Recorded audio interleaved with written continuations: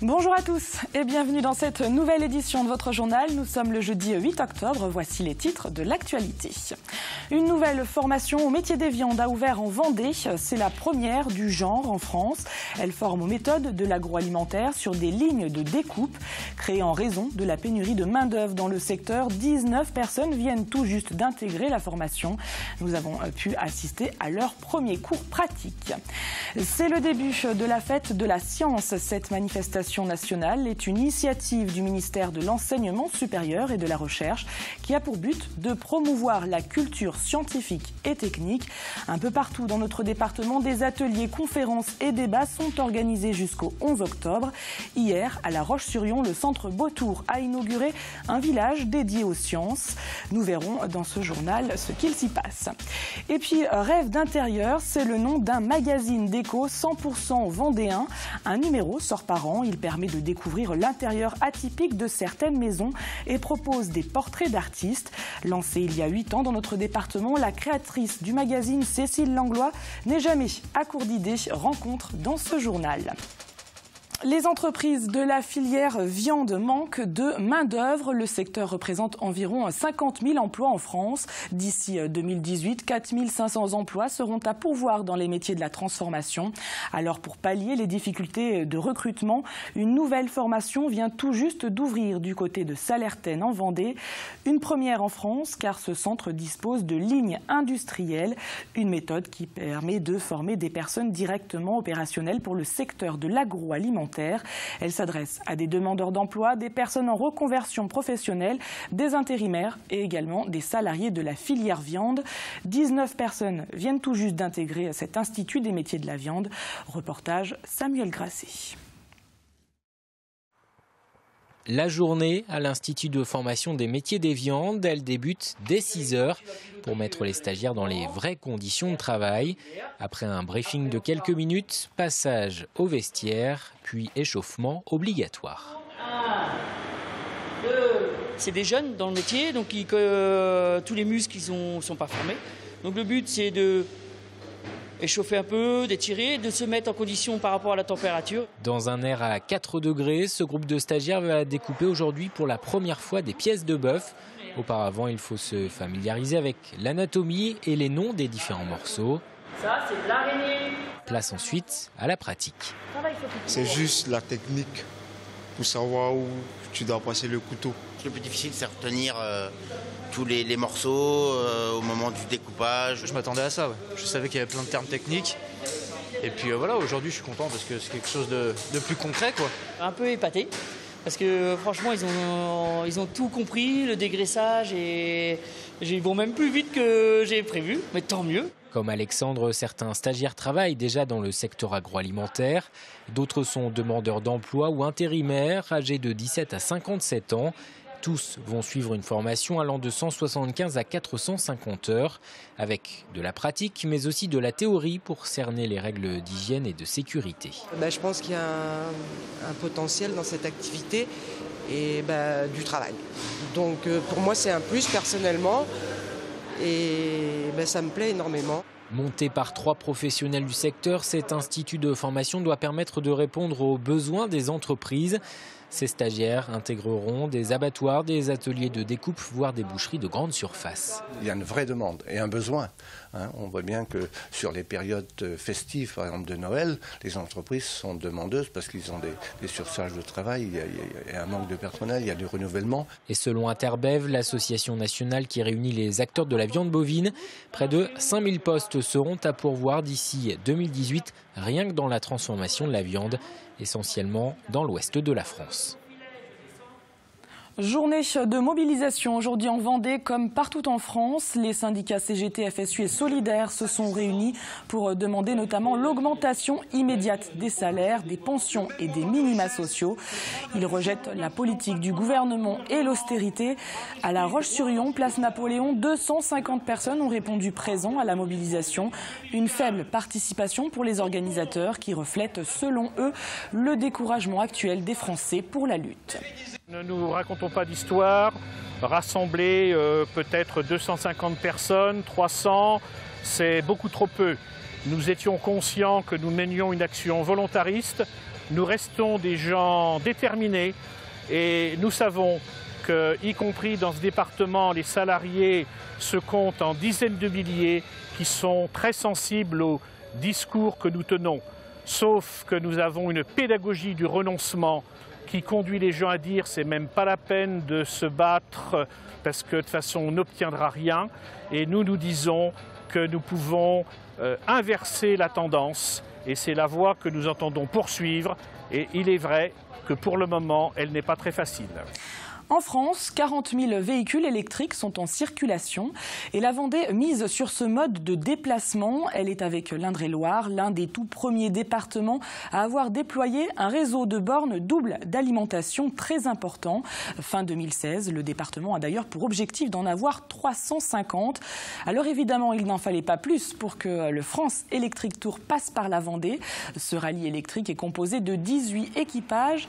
Parti d'Auxerre le 5 octobre dernier, le parcours comprend notamment Orléans, Tours et Nantes. Hier, les équipages ont fait étape à La Roche-sur-Yon, un bon moyen de promouvoir les véhicules électriques. Un véhicule électrique, ça ne représente pas 100% des besoins, c'est évident. Mais il y a au moins un des deux véhicules d'un ménage qui peut tout à fait être électrique sans aucun problème. On sait que le Français moyen fait à peu près 30 km par jour. Donc à l'extrême, on a des véhicules qui ont beaucoup trop d'autonomie pour ce besoin-là. On sait que 70% des véhicules professionnels font moins de 100 km par jour. Donc d'ores et déjà, il y a un parc important qui pourrait être électrique. Pas 100% encore une fois, mais un parc important. Donc non, je pense que très très vite, on peut avoir 2, 3, 4, 5e des ménages qui auront au moins un véhicule électrique. Et puisqu'on parle de nouvelles technologies et de progrès, cela nous amène directement à la fête de la science. Ça se déroule en ce moment partout en France pour sa 24e édition. Le but reste le même, promouvoir la culture scientifique et technique et l'ouvrir au plus grand nombre. À La Roche-sur-Yon, le centre Beautour a monté pour l'occasion un village dédié aux sciences. Hier, des enfants de 6 à 12 ans ont joué aux petits explorateurs. Apolline Laurent. Si elle ne tourne pas, ça veut dire que tu ne peux pas allumer ton ampoule. Mais comment on va faire pour que la roue elle tourne ? Comprendre comment est fabriquée l'électricité, quelles sont les énergies renouvelables, c'est ce qu'a appris Manon, 10 ans, sur l'un des ateliers de la fête de la science. On apprend en s'amusant et il nous explique correctement les choses, comment ça fonctionne dans la vie de tous les jours. Un peu plus loin, Anna et ses copines participent à un atelier dégustation un peu spécial. On a goûté les plantes. Et donc ta préférée, c'était quoi ? Le pain de mie avec la confiture. Une confiture très originale puisqu'elle est fabriquée avec des fleurs de violette. Car la fête de la science, c'est cela, découvrir en s'amusant l'environnement, la nature, la biodiversité, les insectes, l'eau mais aussi les énergies. Autant de sujets qui sont simplifiés grâce à des maquettes et des animations, proposées notamment par l'IUT de La Roche-sur-Yon, Vendéo, le lycée Nature, les Petits Débrouillards et plein d'autres. C'est vraiment donner le goût des sciences à tous les publics et démocratiser la science auprès de tous. Souvent, on a tendance à penser que la science, c'est compliqué. Non, la science, c'est un réel plaisir et surtout, elle nous entoure, elle est partout. De plus en plus d'écoles et d'accueils de loisirs s'inscrivent pour participer aux ateliers. De 430 enfants l'année dernière, on est passé à 550 cette année. La fête de la science est aussi un moyen de susciter des vocations et de donner envie aux petits explorateurs du jour de devenir plus tard de grands chercheurs. Et à noter que 2 autres villages de ce type sont installés en Vendée, l'un au Château d'Olonne et l'autre à la salle des fêtes de Luçon. Et puis bien sûr, d'autres animations sont proposées dans le département. Plus d'infos sur le site internet de la fête de la science. Une nouvelle usine d'eau potable pour le Talmondais et le pays des Olonnes. Elle a été inaugurée en début de semaine à Poiroux. Elle remplace l'ancienne usine de traitement qui datait de 1954. Celle-ci était vieillissante. Elle ne permettait plus de traiter l'eau de manière efficace.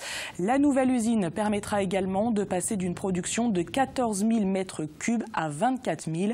Une nécessité pour ce territoire qui, l'été, voit sa population augmenter.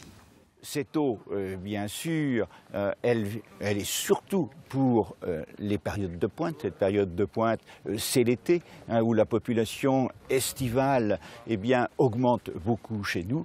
Et donc, c'était donc la première raison de cette construction d'une nouvelle usine. Et puis également, au point de vue qualité, également, on aura une usine qui améliorera nettement la qualité du traitement.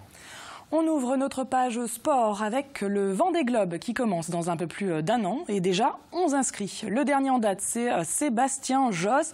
Il vient tout juste de l'annoncer. Ce skipper de 40 ans a déjà participé 3 fois à la compétition. En 2008, lors de sa dernière participation, il avait dû abandonner à la suite de problèmes techniques. Avec son coéquipier Charles Caudrelier, il espère cette fois-ci aller jusqu'au bout et pourquoi pas remporter le Vendée Globe 2016. Mais la compétition sera rude. Parmi les inscrits pour le moment officiel, il y a notamment Vincent Rioux, Tanguy Delamotte, Jean-Pierre Dick ou encore Alex Thompson. En sport toujours, mais cette fois-ci avec une toute autre discipline, le trampoline et le tumbling. La Vendée accueille ce week-end une étape de la Coupe du Monde de ces deux disciplines au Vendée-Espace. Le tumbling, c'est un sport qui consiste à réaliser une série de 8 figures acrobatiques sur une piste à ressort. Peu connu du public, le tumbling n'est pas une discipline très développée en Vendée, tout comme d'ailleurs le trampoline. Alors accueillir une étape de la Coupe du Monde de ces deux disciplines pourrait peut-être susciter des vocations, selon Benoît Belot, président du comité départemental de gymnastique. On a eu un premier moment fort avec les internationaux de France de gymnastique artistique qui est plus dans notre domaine de pratique en Vendée. Et là, on sort un petit peu de notre domaine de pratique avec le trampoline et le tumbling. Ça tend à se développer, mais ça reste des gros besoins en équipement. Et c'est vrai que c'est pas les plus connus. Il faut les faire connaître. C'est pour ça qu'on a voulu faire cette manche de Coupe du Monde pour essayer de le faire connaître un petit peu du public. The Walk, en clôture du Festival international du film de La Roche-sur-Yon. Réalisé par Robert Zemkis, le film s'inspire de l'histoire de Philippe Petit, ce Français qui a traversé les 2 tours du World Trade Center sur un fil. À noter que la projection se fera en présence d'un des membres du casting, l'acteur français Clément Sibony. Projection prévue donc le 18 octobre.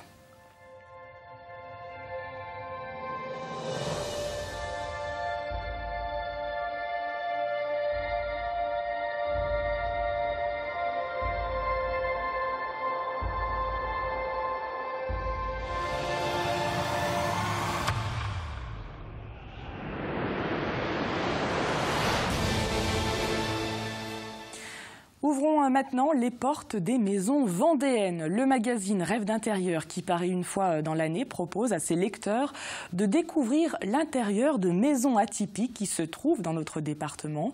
On peut y trouver de l'inspiration pour notre propre maison, les dernières tendances, mais aussi le portrait d'artistes. La créatrice du magazine, Cécile Langlois, parcourt le département toute l'année, appareil photo autour du cou, pour capter des ambiances. Pierre Dalicieux l'a accompagnée lors d'un shooting à Challans.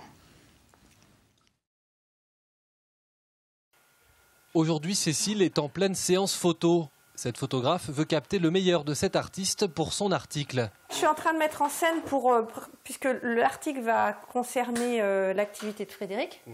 Et donc, c'est pour mettre tous les éléments, et puis on compose. Là, on est en train de composer autour de son portrait, de façon à ce que ce soit Frédéric, mais dans son univers. Depuis quelques années déjà, Cécile Langlois produit chaque année un exemplaire de Rêve d'intérieur. Un magazine payant qui met en lumière des artistes ou simplement des intérieurs un peu hors du commun. Mais attention, pas question de parler d'un style vendéen. Pour moi, la Vendée, c'est pas simplement le typique vendéen. C'est beaucoup plus foisonnant. Et donc, d'où l'intérêt de montrer des choses différentes. Et de pas se restreindre à un style ou même simplement au patrimoine, où il y en a qui pourraient dire simplement le contemporain. Non, c'est tellement varié qu'il faut montrer un petit peu de tout. Mais on reste en Vendée. Ici, ce sont les créations de ce couple d'artistes qui a attiré Cécile. Un univers qu'une amie lui a conseillé de découvrir. Tout de suite, c'est le coup de foudre. Et c'est bien ça que cette photographe recherche pour ses articles. Le foisonnement. Là, les couleurs, le foisonnement. Alors après, il y a des gens qui vont détester, et puis il y en a qui vont adorer, mais il y a un intérêt à tout ça. Pour moi, c'est ça. Montrer Puis il y a de l'idée, au niveau des compositions. Pourtant, j'ai fait juste un petit passage, mais déjà, il se passe quelque chose. Ce magazine 100% vendéen est en vente chez les marchands de journaux, mais pour le prochain numéro, il faudra patienter un peu. La parution est prévue pour avril 2016. Et avant de se quitter, un mot de météo. Ce vendredi, le soleil nous accompagnera toute la journée. Les températures restent fraîches, 12 degrés tout au plus le matin. L'après-midi, le mercure monte jusqu'à 18 degrés. Le détail des prévisions, c'est dans un instant avec Armelle Pavageau. Quant à l'info, elle continue sur les réseaux sociaux. Je vous dis à demain pour une nouvelle édition de votre journal.